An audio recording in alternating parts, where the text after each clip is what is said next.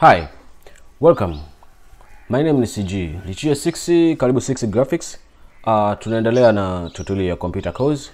Today tunaenda kusoma kuanza word processing. Word processing tunaprocess katika application tatu. Kama sio tatu. Kuna Microsoft Office ambayo ina branch zote zake ambazo ni Excel, spreadsheet, PowerPoint na Word. Kuna text documents kama text documents, afu kuna rich text document na kuna kitu nyingine inaitwa notepad.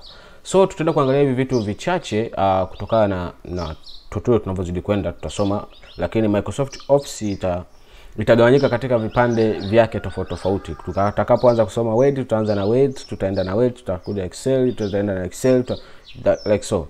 So tuanze na text document. So kupata text document kwenye Microsoft yako au kwenye computer yako, kwenye computer, by the way, computer, okay? Nimesema kwamba tuna right click. Right click zinakuja options nyingi za kuaccess sehemu husika, au ukisearch pia unaweza ukapata hicho kitu unachokitaka.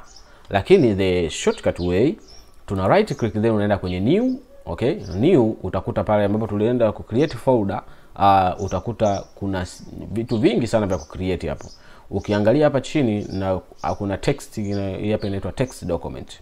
So ukiklik text document namna hii inatokea kwenye kama tulivyokuwa tuna create tu file. Inatokea kwenye screen yako hapo.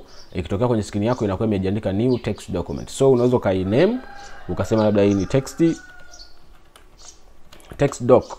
Okay, click pembeni na ukaume. Kwa hiyo tayari tuna text document hii hapa. Okay, tayari tuna text document hii hapa. So kuanza kuandika kwenye hii text document, una double click unafungua text document, au una right click then unakuja kwenye una open. Okay, unafungua. Okay, au una click afu then unabonyeza enter mara mbili inafunguka. Hizo zote ni the way ya kufungua text document. So kwangu hapa inaonekana nyeusi, kwako inaweza kuwa nyeupe. Okay, kwa mambo setting ni zile zile tu. Kwa text document ikifunguka inakuwa namna hii. So hapa huu ndio uwanja wa kuandikia. Hapa kuna files, hapa kuna editing, kuna view, hapa kuna settings. Okay, ukibonyeza settings inafunguka settings. Unaweza ka change themes. Kwa mfano hapa mimi ya kwangu ni dark, naweza nikaweka light, so inakuwa nyeupe kama hivi, kama kwako inavyoonekana. Lakini use system settings ambayo ndio dark, naweza nikatumia hiyo dark. Okay. Kwa hiyo sehemu ya kuandikia ni hii. This is sehemu ya kuandikia. Na hii sehemu unaweza kaandika document, simple documents ambazo sio hard document ambazo za kuformat, kwamba uformat labda hapa maandishi makubwa. Hapa unaandika yote yanakuwa katika uniformity moja. Inaweza kuwa herufi kubwa au ndogo, but haiwezi kufanya bold, huwezi kuweka rangi tofauti, huwezi kuweka nini. So hii ni text document. Unaandika kama text tunavyoandika text kwenye message. Kwa hiyo kama unataka kutumia text, unaweza kutumia text. Kwa hiyo tunasoma leo text document. Text document iko namna hii. So kwa mfano niandike hapa neno labda text document. Text document. So hili neno ukiangalia hapa lina size fulani. So ukitaka uchange size ya neno kwenye text document yako, unaenda kwenye unaweza ukazoom. Okay, unaweza ukazoom pia. Ukizoom ina change, unajua zoom in, zoom out, zoom in, zoom out. Okay,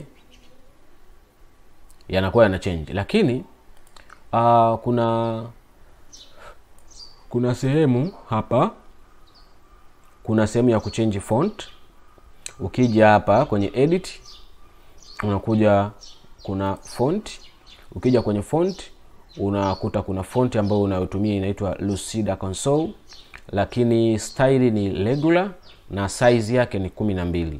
Kwa hiyo nikiklik hapa zinakuja font tofauti tofauti. Naweza nikachange font.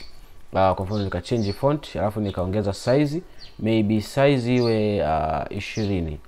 So itakuwa inaonyesha hapa chini the size of 20 inakuwaje, na nikiongeza zaidi labda 24 itakuwa inaonyesha hapa chini kwamba mfano itakavyokuwa kwenye nini, kwenye text document yangu.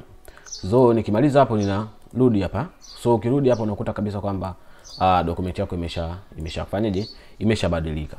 So hii ni simple sana ku write. Ukishamaliza kuandika, unaona hapa kwa pembeni hapa kuna kinyota. Ukiona kinyota ujue kwamba hii document haujaisave.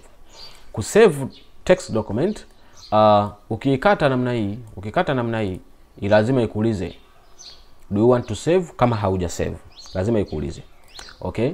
Lakini pia kusave unaweza ukasave kama kwa mfano unatumia hii ni file ambayo tunaitumia, tuseme tuliache liwe empty. Okay? Liwe empty.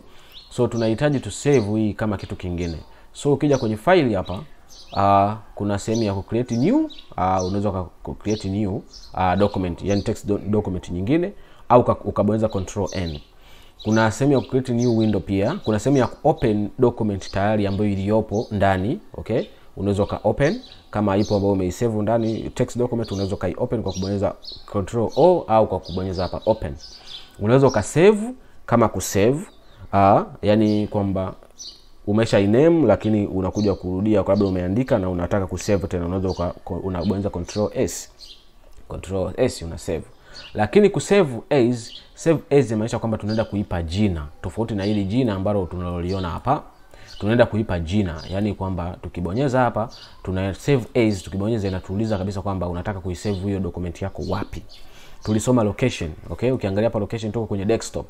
Hapa tuko kwenye desktop. So na hapa nikisave, kwa mfano nikisave hapa nikaandika labda nikaandika text. Okay? Text. Sawa? Alafu nika save, utaikuta hiyo inakuja kwenye desktop hapa. Utaikuta iko kwenye desktop. Ukiangalia hii hapa tumefikisha 2. Kwa hiyo hapa save as ni tofauti na save. Nikaongeza kitu hapa, itaingia hiki kwenye text hapa, kunaingia kinyota. Maana yake kwamba hii document tayari imekuwa edited ambayo ni text. So nikitaka kusave nitabonyeza tu control S ambayo nitakuja kubonyeza tu save. Sina haja ya kusave as. Kusave as inamaanisha kwamba unataka usave as, yani kwamba unataka usave kama, so una save kwa kuipa jina. Yani tofauti na kile ambacho kilichopo unaenda kukitofautisha na kingine. Umeona, kwa mfano hapa tumetokea hapa lakini tumekuja kutengeneza text document nyingine kwa sababu tumesave as. Okay? Hiyo ndio jinsi ya kusave as. So na ukitaka kuprint pia unaweza ukaprint. Unaweza ukaseti page setup. Zote hizo zinawezekana. Ukaseti page setup wakati wa kuprint.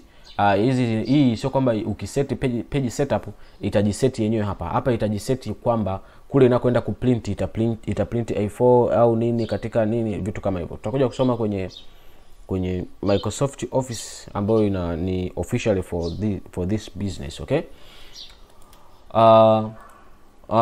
Kuprint na kuexit pia unaweza ka exit unaweza katoka, yani kukata hii text document unaweza kukata kwa kukata namna hii hapa. Na hapa kuna edit, unaweza ka find, kwa mfano maneno ni mengi unaweza ka find, ukabonyeza find, ukaandika labda text, ukiandika text alafu then uka find, uka search, inakuletea can't find text. Okay. Lakini the way to find the document ndio hii hapo. Okay? Unaweza kubonyeza control F una find, ukibonyeza find next ni F3, find previous ni shift F3. So hizi shortcut ni muhimu kuzijua kwa sababu unaweza ka replace, maybe una replace text na labda tu replace text na save. Okay? Tukisema replace, inaniambia cannot find text. Okay, nimeandika herufi ndogo text. Okay, replace. Why I cannot find text? Sijaelewa kwa nini.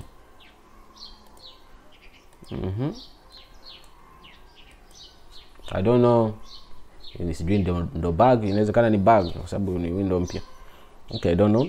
But the replace utafanya, tutakuja kusoma sana replace kwenye Microsoft Office.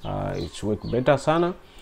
This is text document. So kwenye text document unaweza kaandika vitu vyote unavyotaka wewe. Unaweza ukaset, ukibonyeza enter inaenda chini, then unaandika maneno yako, then unaweza ukayakaribisha unavyoweza wewe mwenyewe, ukaweka chochote unachoweza kukiweka. Yaani at least upange maneno yako yaonekane vizuri. Okay. Hiyo ilikuwa ni text document. Thank you. Make sure una subscribe, tukutane kwenye episode ya pili.